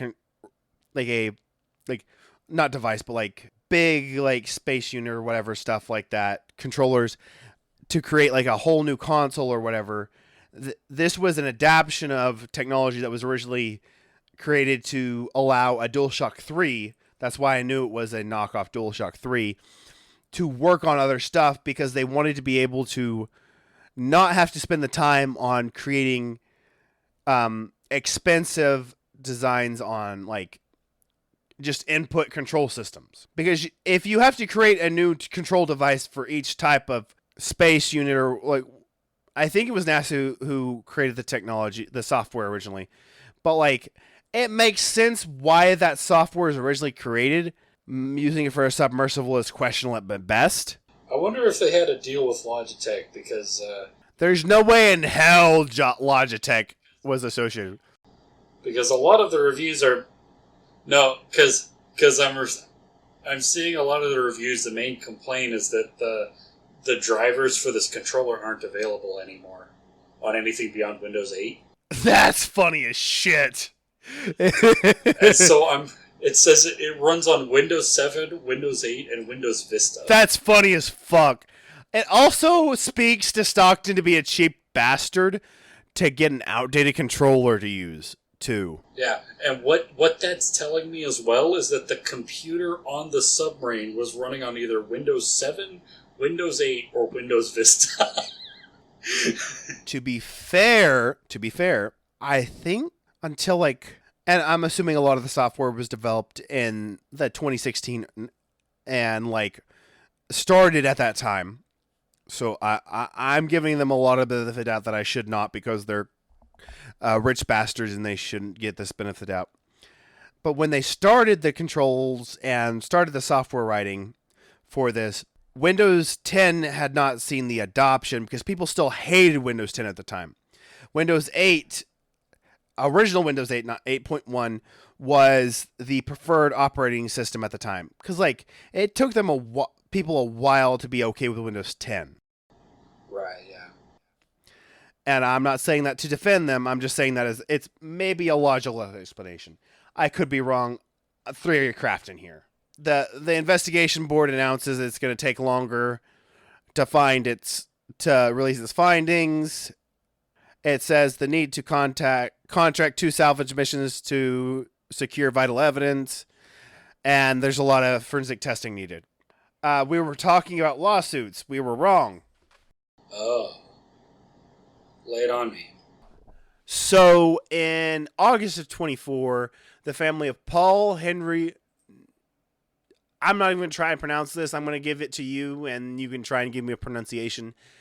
Nargeolet. Nargeolet. Let's go with Nargeolet. Filed a civil suit against OceanGate and Stockton's estate for $50 million. Oh, I was right on those buoys / weights. Because, like, that last message I was talking about, referring to the weights, because it references in the suit, Titan dropped weights some 90 minutes into the voyage, indicating the submersible was attempting to return to the surface. The suit also alleged that the crew may well have heard the carbon fibers holes cracking grow more intense as the weight of the water pressed on the Titan's hull. ... That means they're skipping ahead in whatever they're quoting. By experts' reckoning, they would have continued to descend in full knowledge of the vessel's irreversible failures, experiencing terror and mental anguish prior to the Titan's untimely imploding. And I don't think this was public knowledge that right after the text that the implosion occurred was public knowledge at the time. Either way, I'm sure the civil suit has merit, even if that alleging is technically incorrect, because it probably imploded seconds after dropping the weights. September 16th of 24, Coast Guard holds a hearing. They reveal that there had been numerous equipment issues over the years, and I am not certain, but it seems like they revealed that Tony Neeson deemed the hull unsafe in 2019. And I think he was fired in 2019 prior to the rehull, but he knew about the rehull, so I don't know what's going on there. Maybe he knew enough people on the team that he was kept apprised. Yeah, that wouldn't surprise me. February 12th of this year, there's an audio clip released by the Coast Guard that's believed to be the implosion. It was recorded by a recorder that was just passively recording the ocean 900 miles away. I'm betting that shows you how much like sound travels underwater, because everyone talks about that, but no one really actually like thinks about that. Yeah, like you can track like the migratory habits of whales from like a single station, like across the entire ocean, just because they can pick up the sounds that the whales make so easily. Okay, a little bit more context about right after that text. So the dropped weight text, the last text from the Titan, the reason why everyone believes that is seconds after that was sent from the Titan side, because it took like 16 seconds.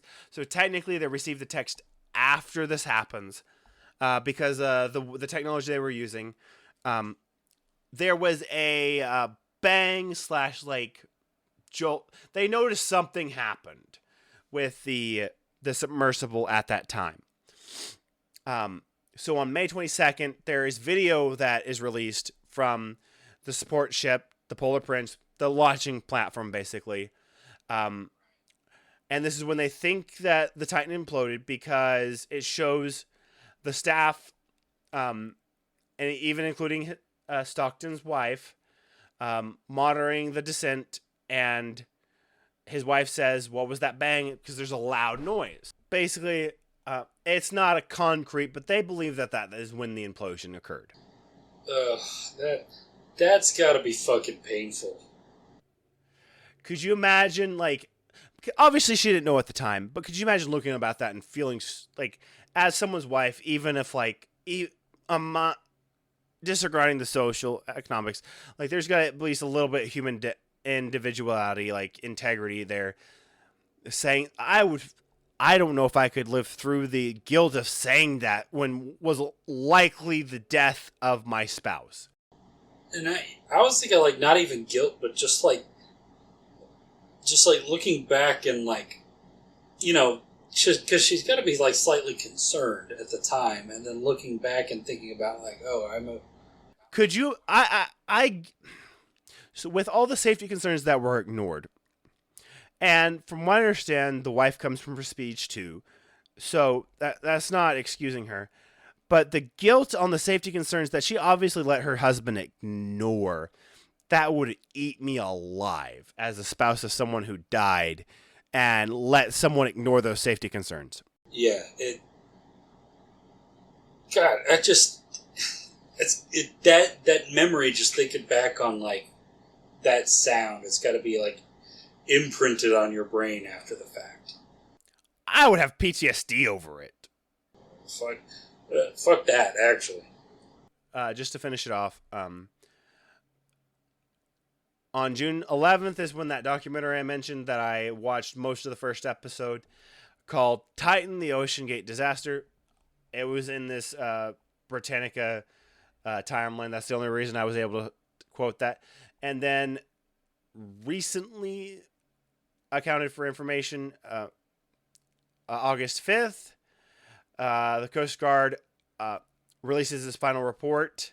And one last piece of information that's probably going to piss you off, possibly finish off our shots that we have poured from the off season, because you can't dive in the winter / cold months like this because of the temperature differential. In order to save money, the submersible was stored outside in a outdoor, like not like true parking lot, but like storage parking lot thing, like storage unit parking lots where it's not literally a storage unit, but it's like a parking lot. During the winter of 2022 into 2023, they stored the submersible there outside in the weather during winter to save money. They treated a fucking submersible like a Boy Scout troop treats its trailer. Or like someone who has too much money treats their cheap RV trailer. God, that is fucking... Am I right on a shot, or is that a sip? That is bonkers. Yeah. Gross. Cheers. And that came out within the last month, Derek. That is bonkers. That is like...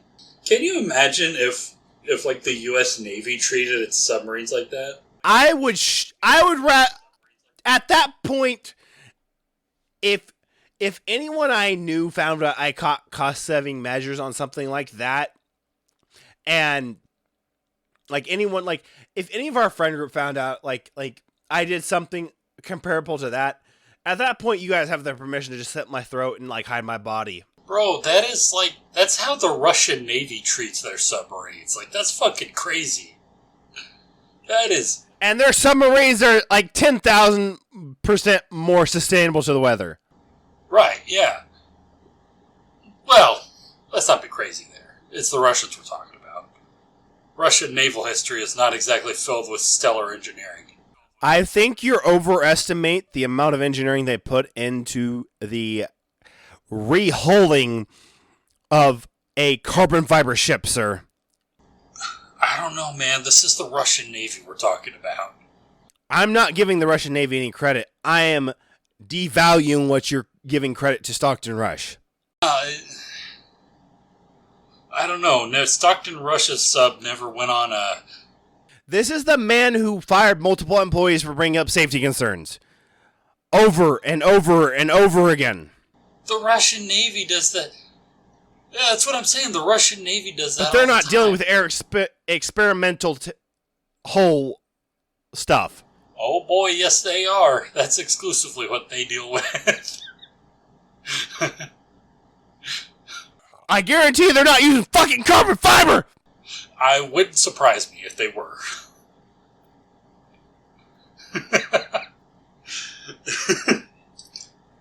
I hope their death lists are counting the deaths they're causing under Ukraine war. Then, at the very least, Russian submarines have quite a large body count of Russian submariners, for what that's worth. So what you're saying is we have a future topic coming up? Oh shit! Yeah, there's one submarine I could absolutely do a fun episode about. Hold on. Already add it to our timeline because we already have I think at least till April or March or April scheduled out for this year.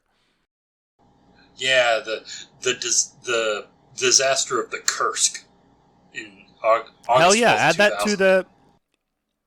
that to the schedule. What are your final thoughts on the OceanGate implosion of the Titan Submersible, Derek? Just that rich people need to have their wealth, even if you Sanity checked and rich checked, obviously. Yeah, even if you don't think that poor people deserve to have rich people's wealth, redistributed to them, even if you don't think that poor people deserve it, we still need to take away rich people's wealth for their own safety and well-being. Because when they have that much money, they do shit like this. You're not wrong. At a certain point, when you have that much money, you stop thinking about logic and thinking I have money, I throw it at problem till it go away. Which seems to be Stockton Rush's logic, because Tony Neeson quoted at this, and he said, Stockton Rush mentioned this at one point. I don't know how it was introduced. And obviously, I am way more shots deep than I expected you to take us. Something to the effect is, I don't mind throwing $50,000 at ruining someone's life.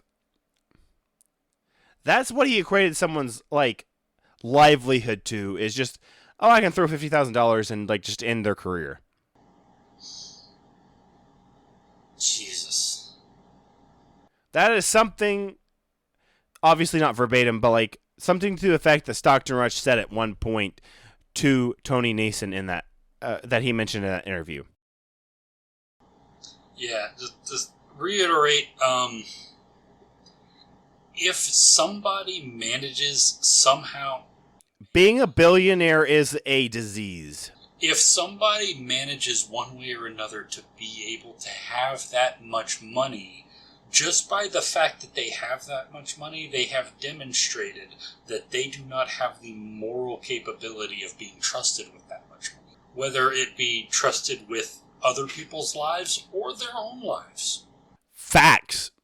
It is genuinely baffling that it is a scathing indictment of the human race that we allow these people to continue doing shit like this. Where can they find you, unless you have any other final thoughts for us on this? Don't get on submarines. I think that's a safe thing to say. More like don't. All right, where can they find you, Derek? They can find me at Blue Sky. The O is a 0. I don't think that... it's been so long since I've done this.